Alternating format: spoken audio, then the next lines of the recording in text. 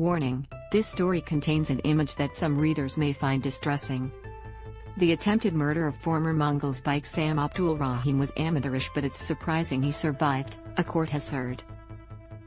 Teenager Yasir Al Qassim applied for bail on Tuesday, charged with conspiring with others to plot to kill Abdulrahim, who was on his way home from a burial service.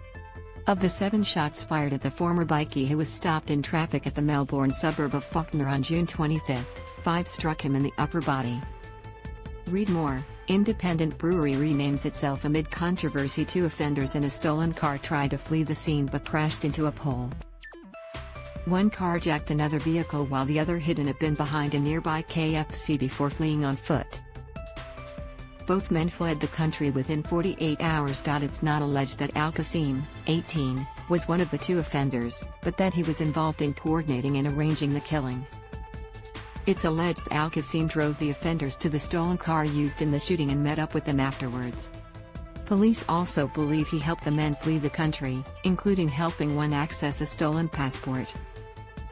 Read more. 3 charged after $4.7 million money laundering scheme at Melbourne pokies venue. While the shooting and aftermath were somewhat amateurish, there was a great deal of planning, Detective Sergeant Brad Potts said.